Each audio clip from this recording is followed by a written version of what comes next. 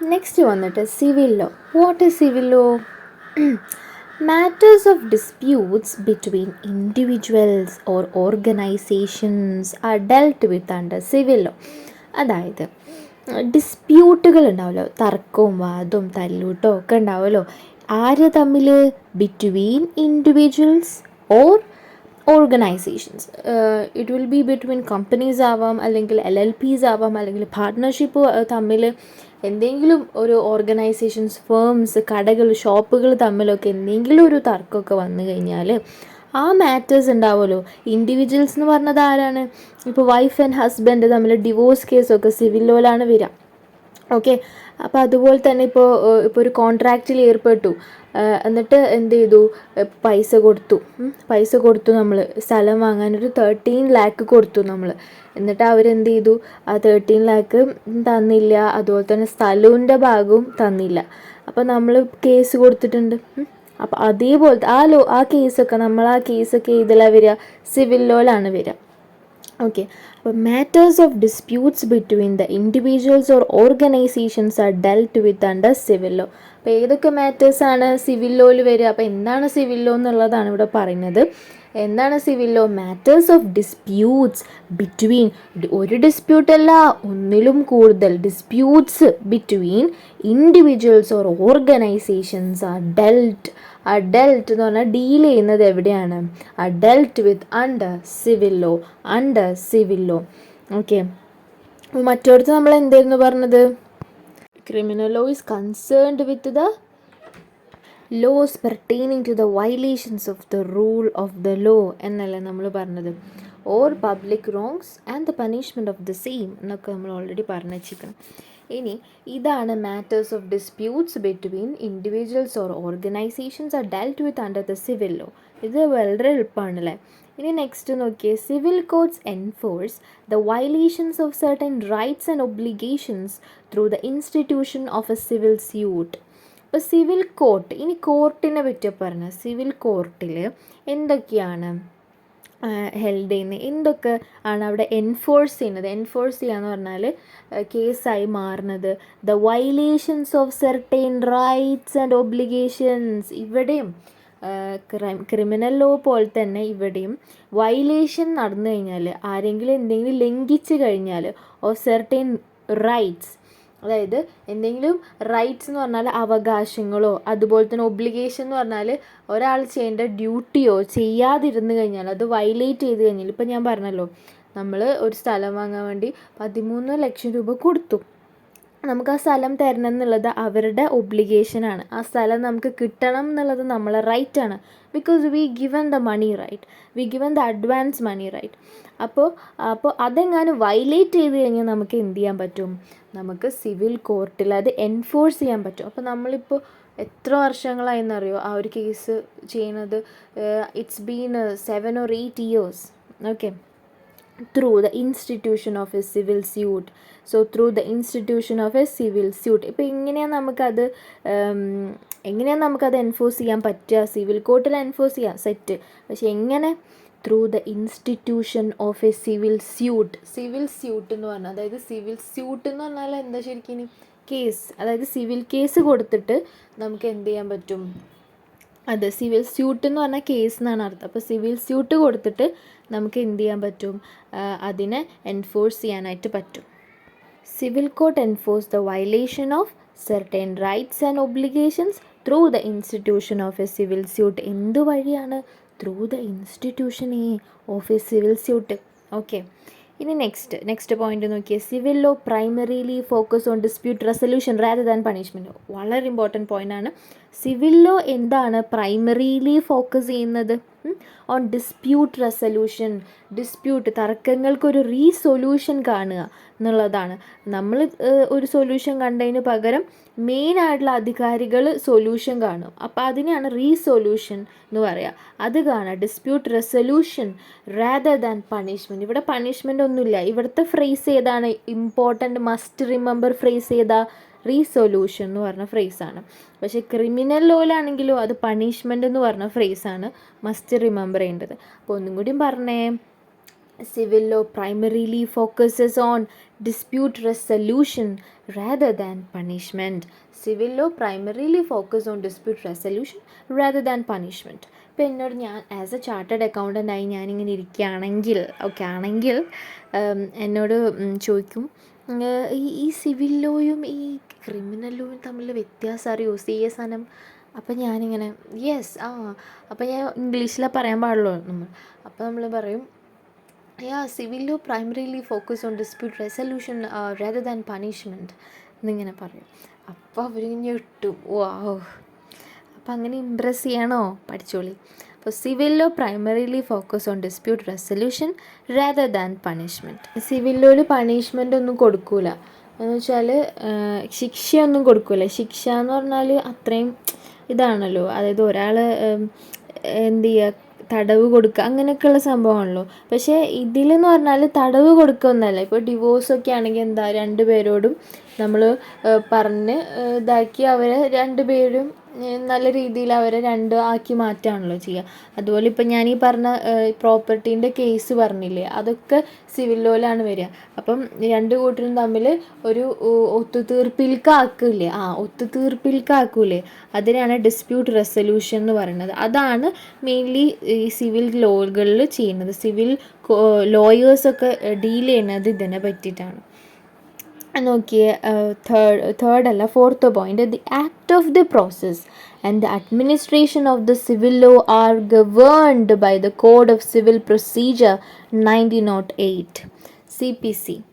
So the act of the process, അതായത് ഇപ്പോൾ ഈ പറഞ്ഞ സംഭവങ്ങളൊക്കെ ഒരു പ്രോസസ്സിലൂടെ നമ്മൾ ഓരോ ഘട്ടമായിട്ടാണ് ഇത് നടക്കുക. ഇപ്പോൾ നമ്മൾ കേസ് കൊടുത്തു, institution of a civil suit എന്നല്ല പറഞ്ഞു, അപ്പോൾ നമ്മൾ കേസ് കൊടുത്തിരിക്കണം. അപ്പോൾ അത് കഴിഞ്ഞിട്ട് the act of the process, അത് കഴിഞ്ഞ് ലോയർ ഇങ്ങനെ കേസ് നടന്നു എന്ന് പറയും, ലോയർക്ക് പൈസ കൊടുക്കും. അപ്പോൾ act of the process and the administration of the civil law. ഈ സിവിൽ ലോനെ നോക്കി നടത്തിപ്പ് ആരാണ്? ഈ സിവിൽ ലോനെ നോക്കി നടത്തുന്നത് ആരാണ്?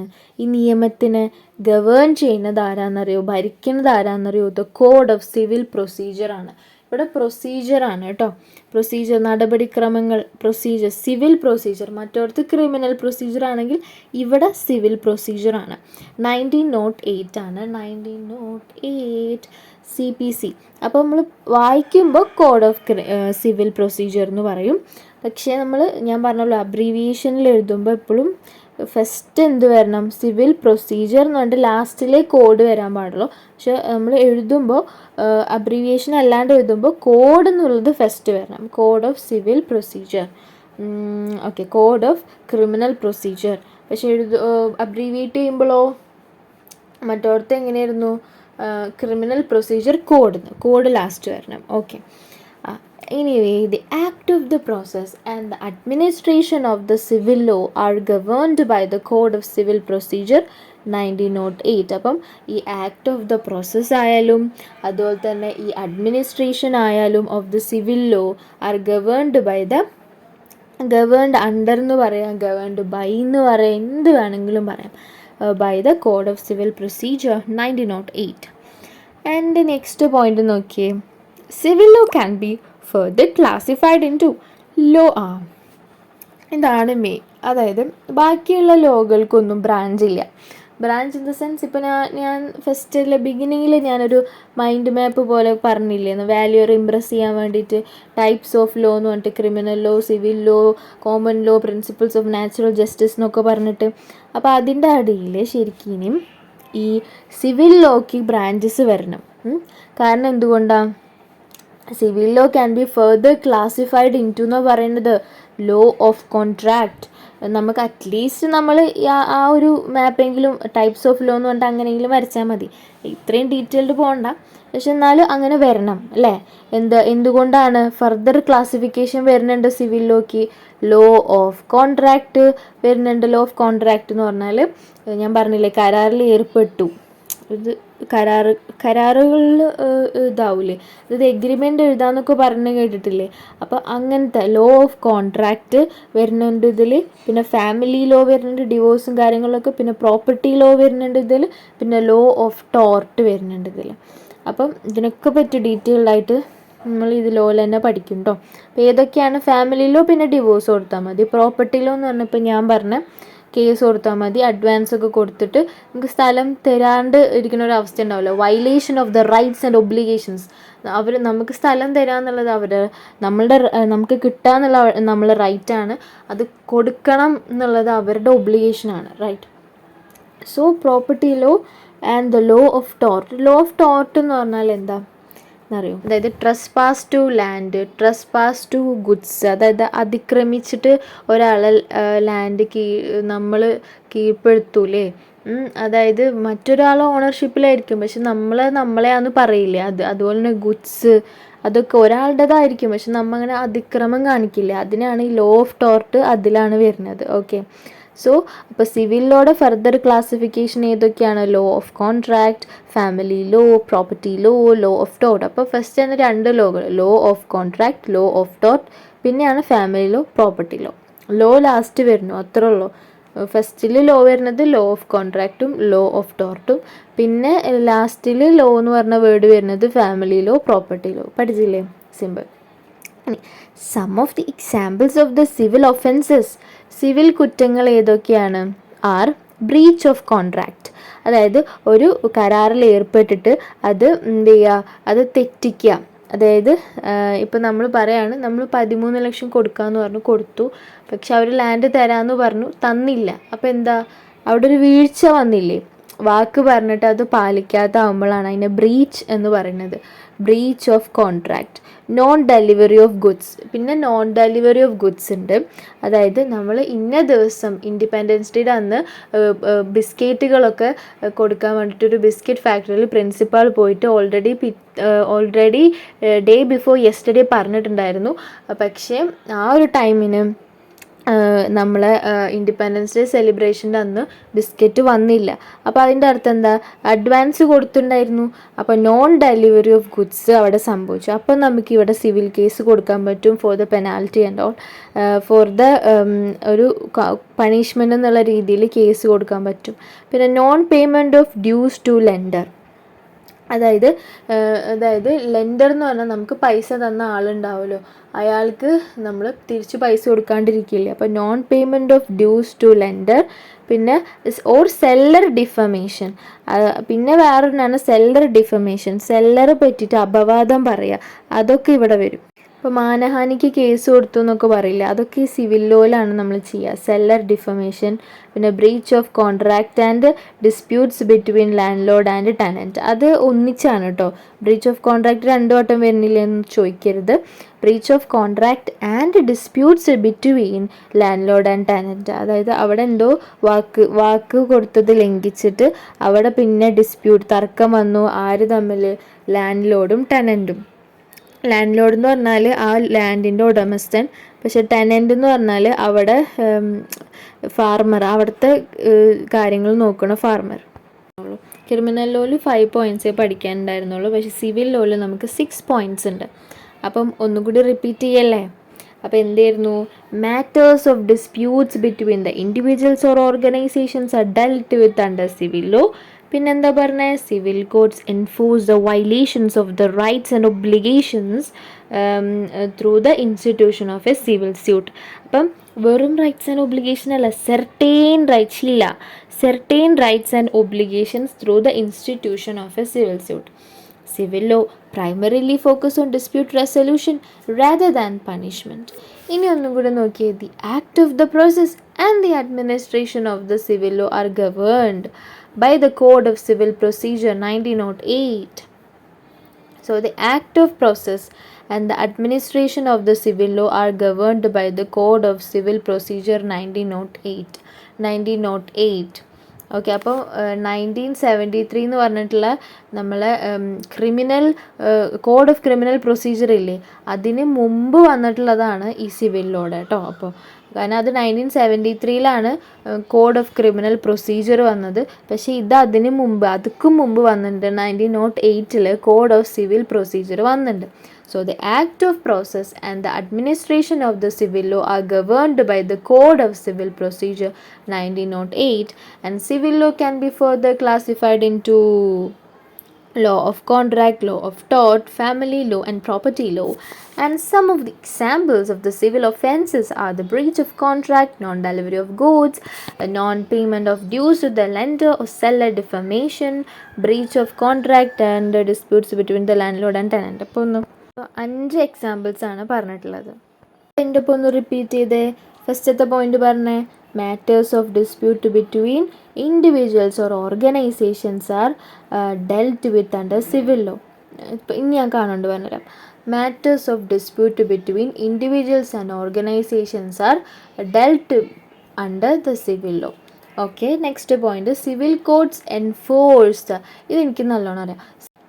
The violations of certain rights and obligations through the institution of a civil suit. Okay, അത് സെറ്റാണ്. ഒന്നും കൂടി പറഞ്ഞോ.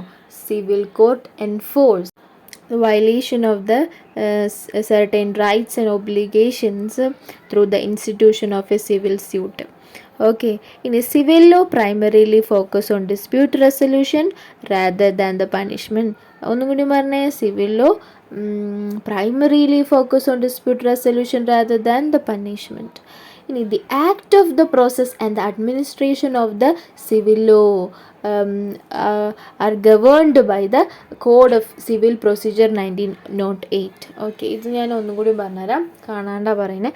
The act of the process and the administration of the civil law are governed by the Code of Civil Procedure 1908. Okay, അപ്പോൾ code ആദ്യം പറയണം. അതാണ് CPC. ഇനി നെക്സ്റ്റ് ആണ് ഈ CPC അബ്രിവിയേഷനൊക്കെ എഴുതണം കേട്ടോ, അത് ഇമ്പോർട്ടൻ്റ് ആണ്. ഇനി നെക്സ്റ്റ് ആണ്, the law can be further classified into the law of contract, the law of tort, family law, and property law. And some of the examples of the civil offences are breach of contract, non-delivery of goods, non-payment to the lender or seller, defamation, and breach of contract, and disputes between landlord and tenant. ഇത് ഞാൻ കാണാണ്ട പറഞ്ഞേ. Okay, done. Subscribe ചെയ്യാത്തവരുണ്ടെങ്കിൽ please do subscribe and share to your friends. Bye, see you next video. കമൻസിൽ സനം ടീച്ചറെ പാട്ട് ചോദിച്ചിട്ടുള്ളതുകൊണ്ട് ഞാൻ 2 ഒരു പാട്ട് 1 2 3 സ്റ്റാർ. കുളി നിറൈந்த മുഖം കണ്ടിടേ കുറേശികൾ, ദിക്കു നീളെ നാട്ടിലാകെ ഷർഫതും തിളങ്ങിടെ, ഷറഫിലായി ബിബി അലി ബഹ തീർത്ത ത്വാഹിഷാദിയായി, പൊന്നുലി തിലകം നിറച്ചിടാം കൊല്ലുമേ നിനച്ചിടാം, കൊള്ളുമയാശ കുല്ലു ചൊല്ലി അന്നടുത്ത പൂങ്കനി, ഇല്ലയാരും എൻ മനസ്സിൽ അന്നുറച്ച തേങ്കനി, തേങ്കനി കൽബിലയന്നുറച്ചു ഹുബിലയ ഭൂത്വാലിബോരെ, സംഗമേയുരക്കല മുമ്പരിൽ തുടക്കമായി. ഹേയ് മുമ്പരിൽ മുഷകിട്ടും മുഹബത്തി മലർത്തിങ്കും മുഹമ്മദി മുഖം കാണി മുനന്തിങ്കളായി. ഇത്ര മതി. ബാക്കി ഇതൊക്കെ എല്ലാവരും സബ്സ്ക്രൈബ് ചെയ്തുകൊണ്ട് ഉണ്ടാക്കുക ഒരു ചെറിയ ഗിഫ്റ്റ്. ഇനി ബാക്കി നെക്സ്റ്റ് വീഡിയോയിൽ പാടാട്ടോ.